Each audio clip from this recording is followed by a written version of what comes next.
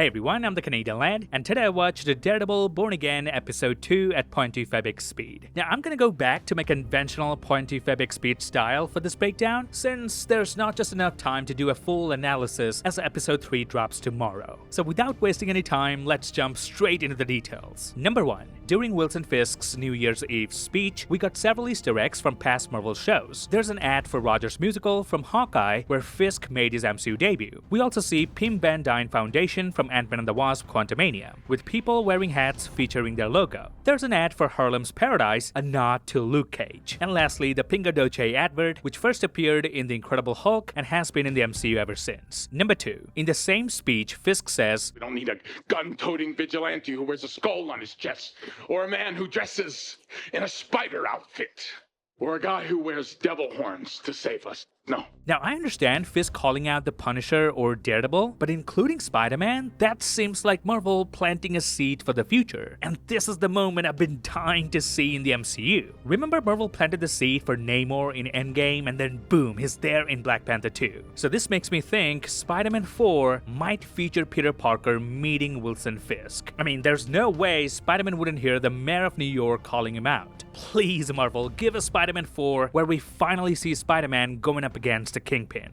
Number 3. We're shown bruises on Wilson Fisk's knuckles, and then later we're shown similar bruises on Hector Ayala's knuckles. Now we know Hector got his bruises after getting beaten by cops to get his confession. This is the director's way of telling the audience that Fisk was also in a fight, probably with Adam, the man Vanessa cheated with. Number 4. When one of the cops gets killed by a train, Hector Ayala doesn't even flinch. This goes to show this is not his first rodeo. Any regular human being would have their hearts in their mouth if they saw anything like this happening in front of them, but he remains calm and composed. Number 5. When Fisk steps out of his car to fix a pothole, people start recording him on their phones. But notice not a single one of them records in landscape. They all film in portrait to put it on TikTok or whatever. I find this to be a great attention to detail because there was a time when people would record such stuff on landscape, but now we're in the modern age of social media. Number 6. When Wilson Fisk is sitting in his mayoral office, notice he sits between these two cannons in the background, both pointing at him. And this has to be a deliberate set design, a symbolism that by becoming the mayor of New York, Fisk has essentially painted a target behind his back. Number 7. In episode 1, we saw a lot of B-roll footage of New York, which is very unique to this show since Marvel doesn't usually film in real-life locations. But in episode 2, even the B-rolls have a hidden detail. Notice all the footage shows construction work and cleanup all over the city. Just goes to show that Mayor Fisk is making true on his promises to get things done. Because you get shit done.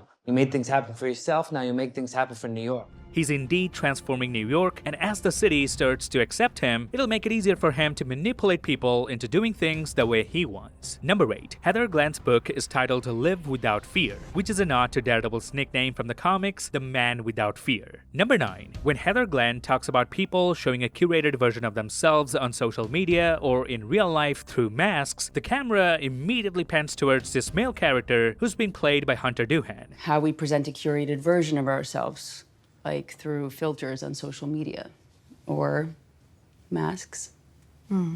Although Marvel hasn't given us an official name for his character, but I think it's pretty clear at this point he's playing Muse. He even asks Glenn whether she's accepting new clients, and she hands him her email address. Not a good idea, indicating Muse is not mentally stable and needs help, just like in the comics. And if we do keep comic books in mind, things don't look too good for Heather either. She is now in an entanglement with both Muse and Wilson Fisk. Not good news for Daredevil at all. Number 10. After Matt Murdock becomes Hector Ayala's lawyer and learns about his past as White Tiger, notice what Hector Ayala says here. I was in a suit or wearing my amulet. I had no extra powers, it's not relevant. This confirms his amulet does give him superhuman strength and powers, just like the Vigilante's amulet in the comics. On a sadder note, the actor who plays White Tiger, Camar de los Reyes, passed away in December 2023 after battling cancer. Number 11. One of the dirty cops who tries to kill the key witness in Hector's trial has a tattoo of the Punisher's skull symbol, but with an American flag on the forehead. Now the showrunner of Born Again, Darius Cartapane, previously worked on the Punisher, so it makes sense he'd bring Frank Castle into the story. It also shows that the cops are using Frank's brutal methods to cover up their own crimes. But Frank would never approve of this, because despite his violent ways, he never hurts innocent people. Number 12. One of my viewers interpreted the intro of the show in a very unique way. He said, and I quote, "The new intro can be a reference to the vision of the Valley of Dry Bones from the book of Ezekiel, a prophecy about resurrection, literally born again, in which dry bones connect back into human figures." And that's exactly what we see in the intro. And the Netflix Daredevil show has always drawn inspiration from biblical stories. For example, Season 2 posters show Daredevil in shackles, symbolizing San Sebastian, who was murdered by the Roman Empire for being a Christian. And Matt is a very strong Catholic. He often pays a heavy price for maintaining his belief where he doesn't kill anyone. The Punisher holding Daredevil's mask represents David with Goliath's head, symbolizing Frank's battle against overwhelming odds. And lastly, Karen Page's poster mirrors the depiction of Saint Jerome, a significant figure known for translating the Bible into Latin and commenting on the Gospels, drawing parallel to Karen's journey as she becomes a journalist in the show. So this new intro keeps that biblical tradition alive with another reference to Ezekiel. I love how they keep highlighting Matt's religious beliefs, even though Matt's faith was shaken after the death of his best friend Foggy Nelson, which is why he can't bring himself to enter churches, but notice he still lingers around them, listening to people open up to God. He's at a point where he can't face God, but can't fully walk away from him either. And that's it. This would be my short breakdown of Daredevil Born Again Episode 2 at 0.25x speed. This episode didn't have many visual details, since it mainly focused on storytelling and character development. I would have done a deeper analysis like I did for Episode 1, but there's just not enough time. Episode 3 comes out tomorrow, and I'll continue my complete analysis starting with that one. And if you haven't watched my Episode 1 breakdown yet, please do. So see you lads on Friday with Episode 3 breakdown.